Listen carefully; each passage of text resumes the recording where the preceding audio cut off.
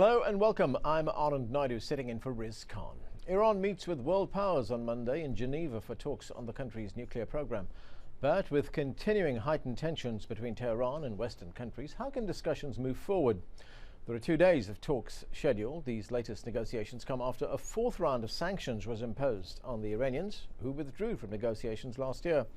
The meeting follows Iran's announcement that it has produced raw concentrated uranium fuel, also known as yellow cake. That has reinforced Western fears that the Iranians may be trying to produce a nuclear weapon. So today we ask, can the latest round of talks move the process forward and pave the way for a lasting agreement? A reminder, you can join our conversation with your questions and comments. You can send an SMS or email, and of course we also welcome your phone calls on the show. Joining me to discuss these issues are from Tehran, Dr. Fouad Izzadi, who is an assistant professor at the Faculty of World Studies at the University of Tehran. Oli Heinonen, former deputy director of the UN's International Atomic Energy Agency. He's considered one of the world's leading experts on Iran's nuclear program. And here with me in the studio, Ambassador John Lambert, who was one of the hostages during the US-Iran crisis in 1979. He recently resigned from his position as US Deputy Assistant Secretary of State for Iran. Welcome to all of you to the show. Thank you. Ambassador Lambert, let me start with you. This is the first round of talks that's going to be taking place after about 14 months. Do you expect much to come out of it? Look, if you go in expecting failure in something like this, you're going to get failure. The last time we went in for talks, 14 months ago, people were, a lot of the pundits were predicting failure, and actually the two sides made progress and got to an agreement. Now the agreement went off the rails, as we know, but I think they defied the predictions of the experts by reaching an agreement that was actually good for both sides, as both sides admitted. Mm-hmm. But do you think expectations will be low? Sometimes you go in with low expectations, but as I said, if you expect failure, you're going to get it. I think there is possibility of progress, and what happened last time shows that this is possible. Okay, let's go and get the view from Tehran. Fouad Izzadi, what do you think? Are both sides simply going through the motions, or do you expect something to come out of this, no matter how small? Based on the news media reports that we get here in Tehran, Mr. Jalili, who is Iran's representative at the negotiating table, basically talked about the two scientists that were assassinated in Tehran last week. One of them was actually killed. They were nuclear scientists, and the issue that I believe he raised was with regard to why are you killing our people in Tehran?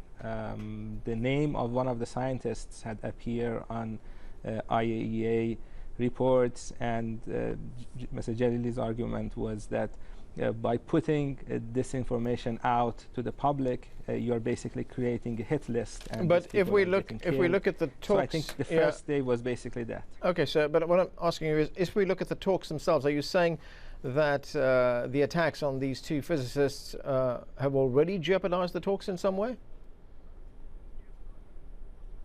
I don't have any doubt in my mind. The people in Iran, the family of the scientists who were killed, and a lot of people who know them are more or less grieving, so they are not in talking mood at all.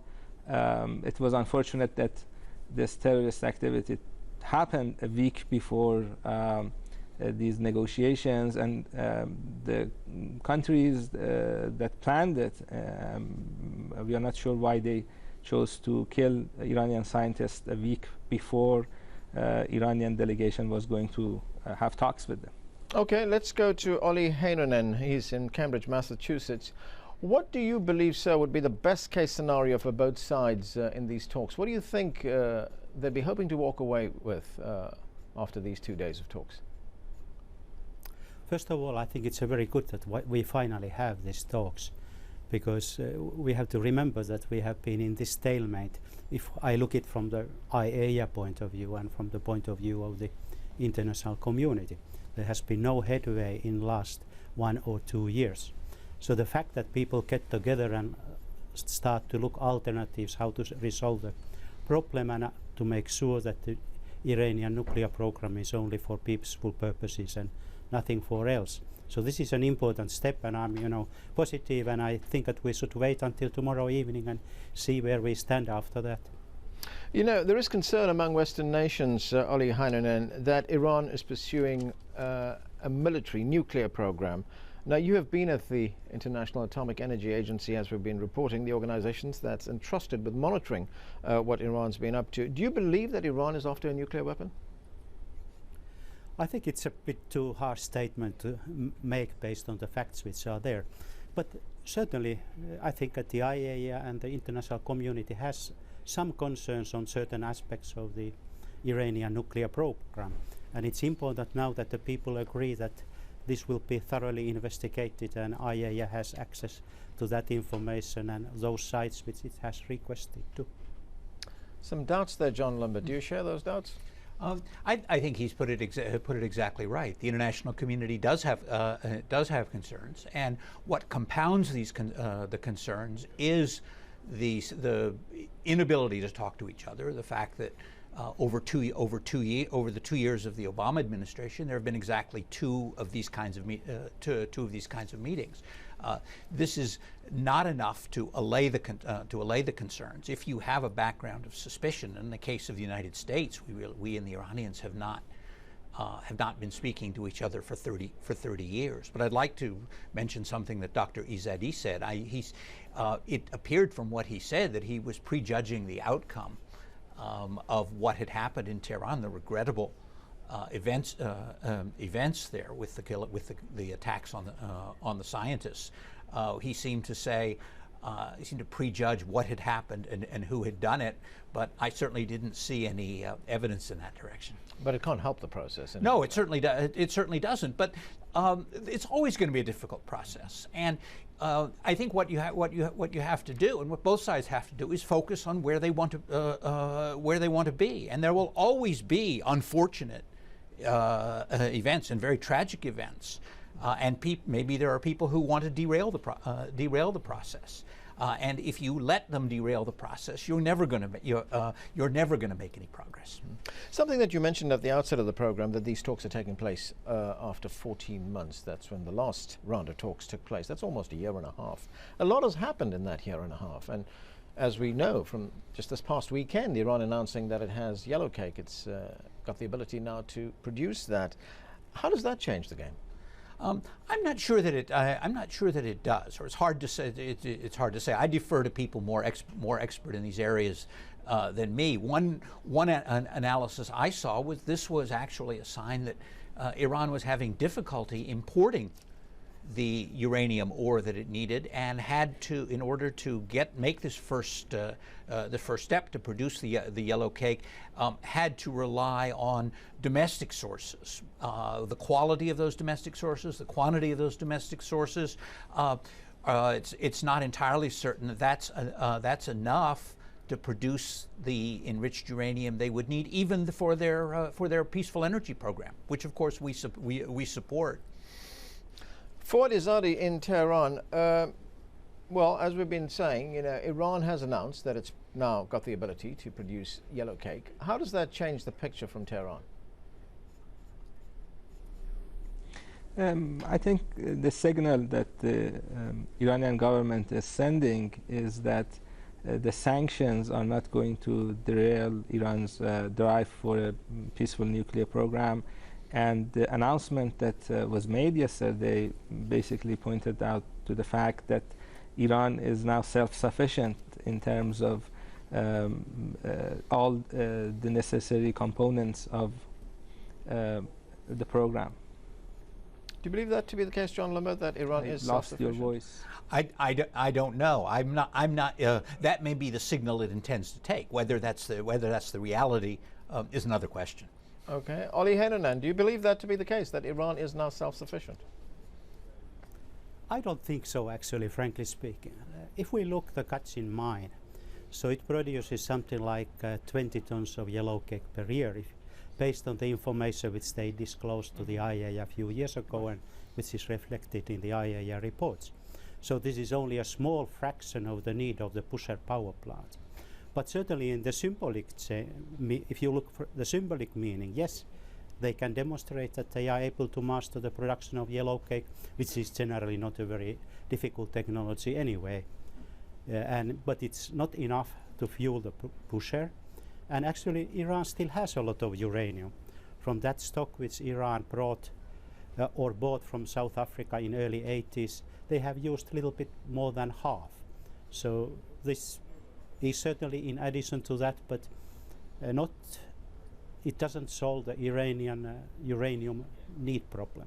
But does it send a signal to the international community that sanctions are not hurting us? We are able to continue and produce what we need to, even though there's sanctions imposed against us?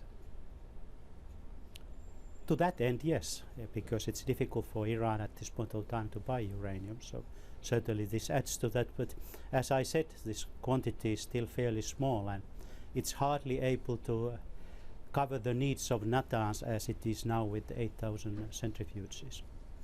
John Limbert, there's been sanctions, a fourth round of sanctions imposed on Iran. The last set of sanctions were very targeted. They targeted Iranian scientists, they targeted members of the Iranian leadership. Have they hurt Iran? It's difficult. It's difficult to know. That was not the intention. Was to hurt the ordinary Iranians, but these are very difficult to do without affecting ordinary people. I would also say this, that these sanctions were not the place that the American administration wanted to be. I think they wanted to, when President Obama came into office, he made it very clear and shown very clearly, and continues to show, that the preference was to have to engage with Iran and to have this dialogue that he speaks about, based on mutual respect. When apparently the Iranian side seemed unable to respond to these offers, then they went into this direction of the sanctions. But that was not the direction of choice. Okay, we are going to take a break right now. Lots more to talk about. More of our discussion in a moment. Stay with us.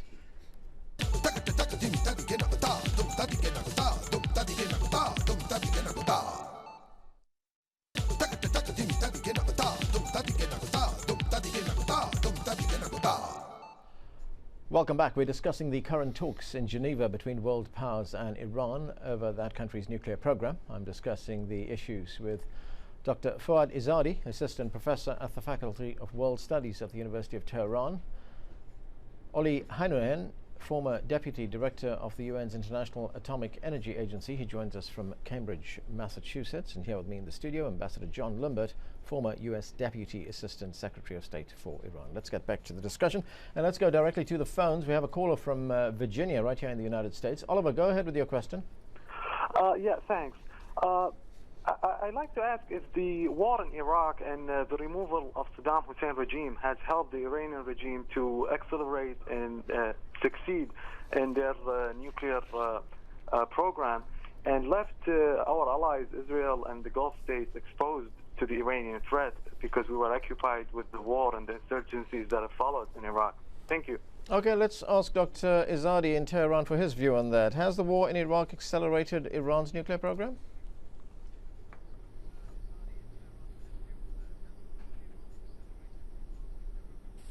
Dr. Izadi? I don't think the war has particularly affected the nuclear program. Ambassador Limbert, do you think that had any effect on Iran's nuclear program? Put another way, do you think Iran felt that it is now more vulnerable and there is a need for it to develop its own nuclear program? No, I mean, strategically, on the contrary, the war in Iraq removed Iran's greatest threat, coming from, at least on its western side. And if the Iranian program was peaceful, as they claim, as the authorities there claim it is, then the war in Iraq, in theory, should have no effect on it. So, in fact, the toppling of Saddam Hussein helped the Iranians. Of course. Okay, let's go to an issue that's been in the news these past few weeks, and that, of course, are the Wikileaks revelations that we've been hearing about. Oli Hainonen, one of the revelations that we've been hearing about is that the new Director General of the IAEA, Yukiya Amano, is firmly in the American court. Is that the case?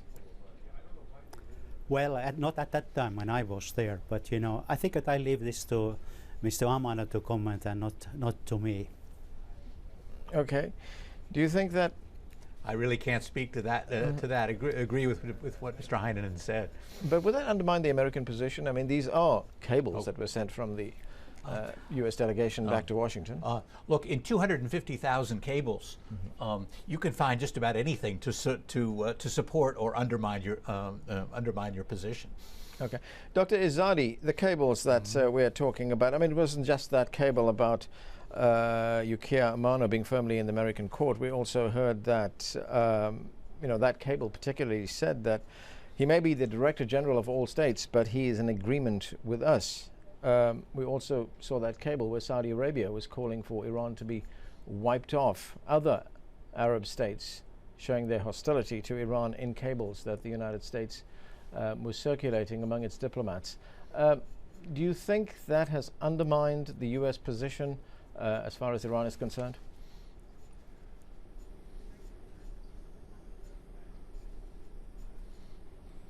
Yes, I think the Wikileaks cables are quite interesting. There are revelations there that we should pay attention to. There's another cable that sort of deals with the issue that Dr. Lambert talked about, the issue of the idea of the U.S. wanting to engage Iran initially. What we have at the time of the time of release of this date, the cable is March 2009, and what we have is this cable that says that at the same time that U.S. is in public saying that it wants to engage Iran, the U.S. is sending delegates to the European countries, basically asking and telling the European countries that the U.S. wants to continue the pressure. So I think that cable basically refutes the idea that Obama administration wanted to engage with Iran, because they didn't. They actually were following the same Bush policies. Another cable deals with an Israeli official, Amos Gillard, that had a meeting in 2009 with Undersecretary of State Ellen Toucher, and this is a quote that he has, that he was not sure Tehran has decided it wants a nuclear bomb.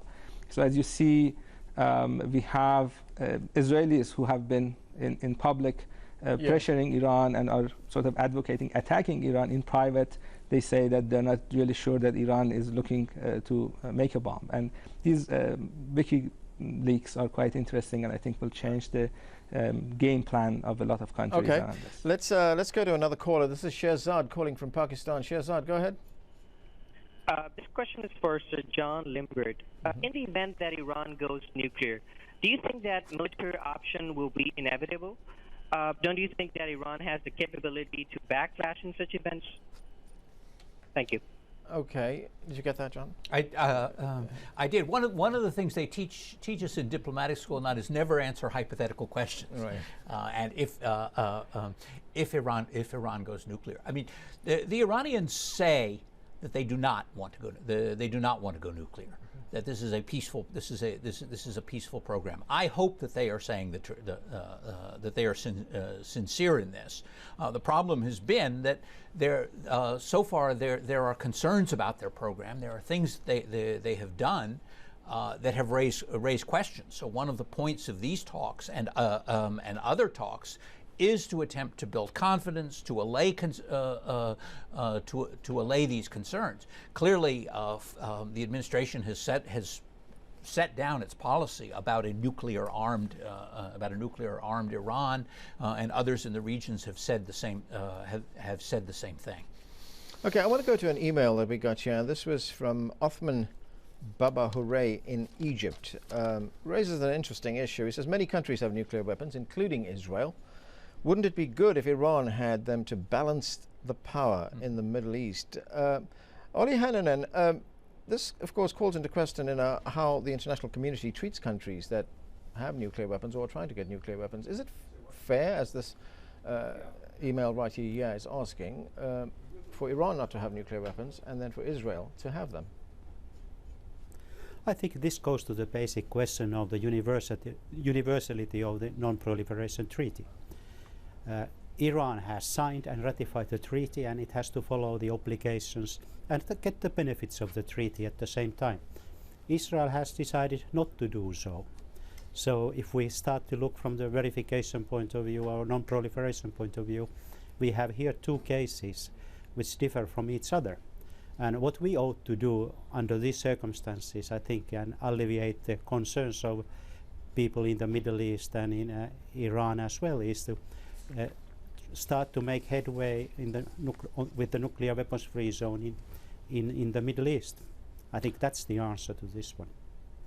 That is a question that is raised again and again, John Limbert, that Israel has nuclear weapons, yet it's not being investigated. Iran is suspected of wanting to have nuclear weapons, and it's facing sanctions of all kinds. No, exactly. As Dr. Hannan said, this is these raise larger issues and larger regional issues of concern. Well, okay. Well, thanks to all of you for joining us. John Limbert here with me in the studio, Ollie Hannanen in Cambridge, Massachusetts, and Dr.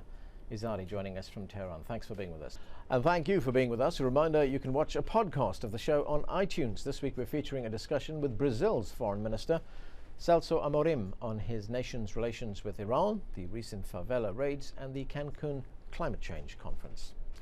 On the next show, the war over Wikileaks. As the whistleblowing website exposes the seamier side of diplomacy, we ask, has the mainstream media become irrelevant? Make sure you tune in for that. See you next time.